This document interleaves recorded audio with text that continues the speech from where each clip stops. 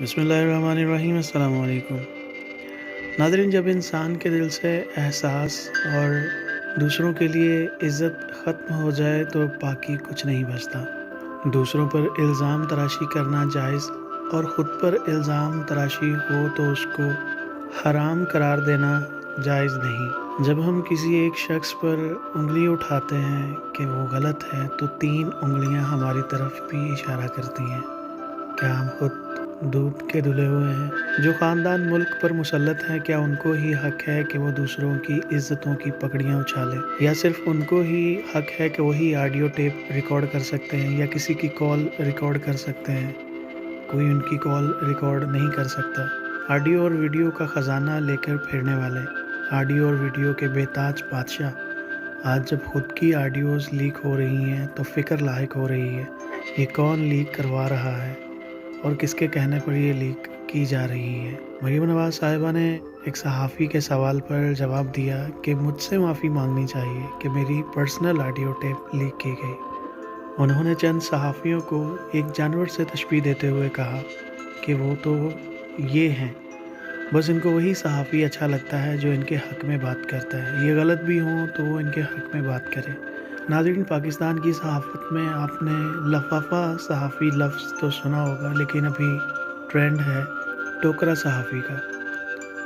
یہ صحافت ایک مقدس پیشہ ہے، یہ سچ اور حق کی بات کرنے والی ایک جماعت کا نام ہے، لیکن جب حق اور سچ کی بات کرنے والے ہی اپنا قلم بیچ دیں تو وہاں پر حق اور سچ کی بات کون کرے گا؟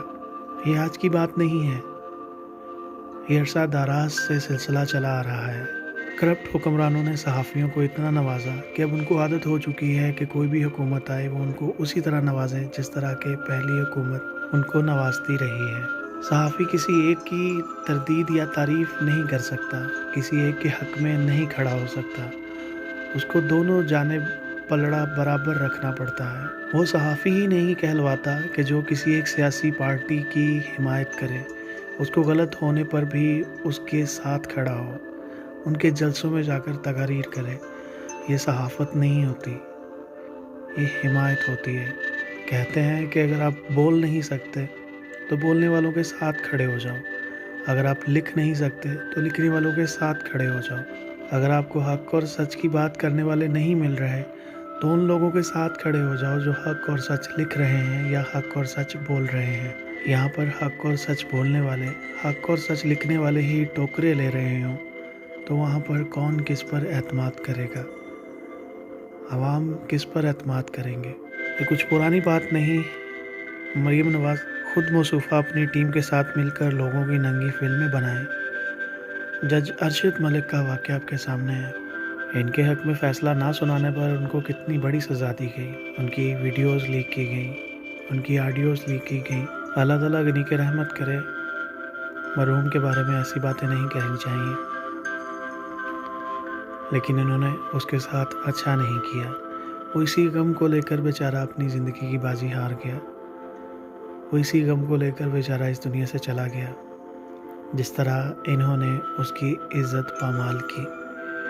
اب خود کی عزت پر بات آئی ہے تو آڈیوز اور ویڈیوز کون لیک کر رہا ہے پتہ چلوایا جائے، مجھ سے معافی مانگی جائے جس نے یہ آڈیو لیک کی ہے۔ یہ مریم نواز صاحبہ کے الفاظ ہیں، جبکہ موصوفہ خود صحافیوں کو جانور سے تشبیہ دے رہی ہیں، اس پر کوئی ندامت نہیں۔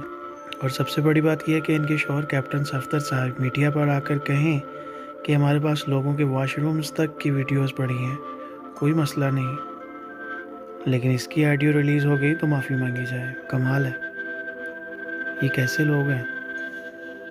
یہ مخصوص لوگ، ان کے لیے ہی قانون بنتے ہیں، ان کے لیے ہی راستے نکلتے ہیں، ان کے لیے ہی عدالتیں چھٹی کے دن بھی کھل جاتی ہیں۔